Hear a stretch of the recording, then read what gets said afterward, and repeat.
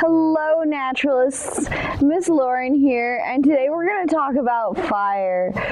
So, you guys might have just read a couple minutes ago that there are 3 things that fire needs in order to grow and survive. That's oxygen, a fuel source, and heat. And we're going to show you today how ONSC uses those 3 things to start our campfires that we do with our students out here. Maybe this will help you build a campfire if you have a fire pit in your own backyard. Make sure you're only starting fires under adult supervision. All right, let's get started. So, since we live on the planet Earth, thank goodness we already have a really good supply of oxygen. So let's skip to the second one of those 3 things that fire needs. Fire needs a fuel source. Now, when you're building a fire, you're going to want to start with the smallest stuff on the bottom and work your way up towards the larger stuff. Think about the direction that heat travels. Heat likes to go from the bottom upwards rather than from the top down. Heat rises. So if you look over here, you can kind of see already I have built a bed of these pine needles and loose leaves, and all of these small things are what we would call tinder. And then after that, you'll see that we go up. We have these smaller twigs, larger twigs, small sticks, small pieces of wood, and then we have our larger pieces of wood at the very top. Now, the style of fire that I'm going to be building today is what you call a lean-to style fire. I like this one because it's really easy to put together, and unlike those triangular teepee style fires that you see, I find that they're less likely to fall down. After I've built my base, which you guys will be able to see, after that I'll start building it up in what we call a log cabin style, where you'll see that I actually start putting larger pieces kind of crisscross across the top. So let's get started. We've already again put some of these in. So what I'm going to do is I'm going to take some of these smaller twigs and I'm going to line them up along this big stick that I've put here. And what this is when I put my Tinder Bundle, which I'll be talking about in just a moment, when I put that on the fire, we will be able to see where the flames go up. There's a nice easy opening. So from here, I'm just going to start putting these pieces on. So go ahead and watch what I'm doing, and you'll see kind of how I build this.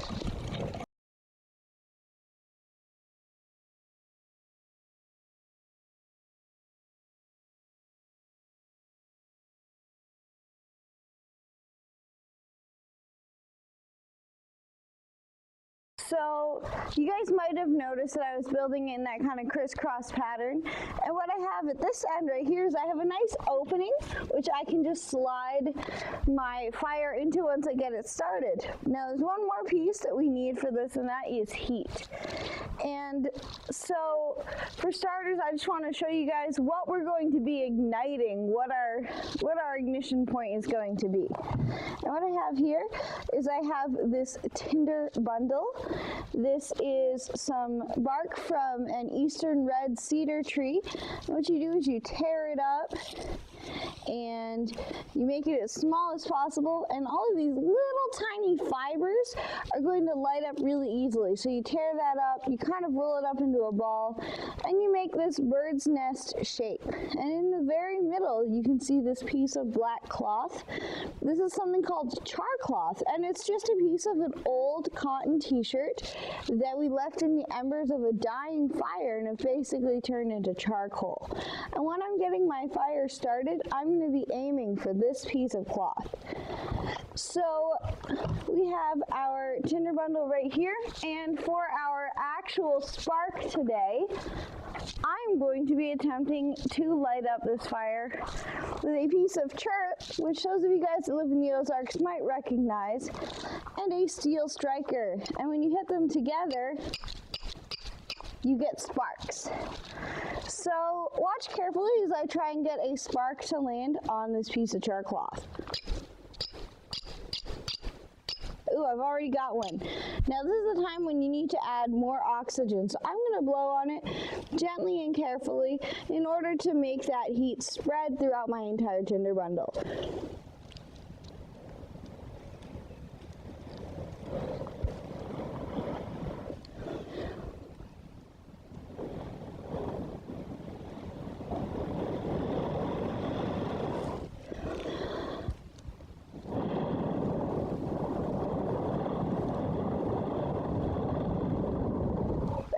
we have fire. So right now I'm going to go ahead and I'm going to put that fire into our fire pit.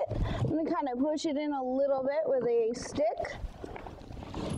And right now what it's doing is it's lighting up all those little pine needles. So we see a lot of smoke. That means our fire is not going very well yet. But I am waving it with this piece of wood, which helps fan the flames, which now it's getting a little bit smokier. We'll see what happens. I'm going to let it do its thing for a moment, and we'll see if this fire catches. Now, while we're waiting, humans in the past used fire for lots of different things, and we continue to use them for many things today. Some of the first humans that discovered fire were able to use this to start cooking their food. Now, cooking our food is kind of like taking away a major step of the digestive process. So since our bodies didn't need to use as much energy digesting our food, we were able to give more of that energy to our brain, less to our organs, and that allowed us to start thinking more. Now, on top of cooking food, we also use fire for light, for warmth. In the past, we would use it to keep wild animals away, and in fact, today, the smoke from campfires is still a really good mosquito repellent. So if you're hanging out around a campfire and you notice that you're not getting eaten by as many mosquitoes, that's probably why. Now, you guys might have noticed that our fire is starting to produce a little bit less smoke, and that means that it's nice and hot. That means that some of our bigger logs have started to ignite, which means that we have a pretty good fire going now. So when we are working with fire, it is very important to make sure that we're practicing fire safety.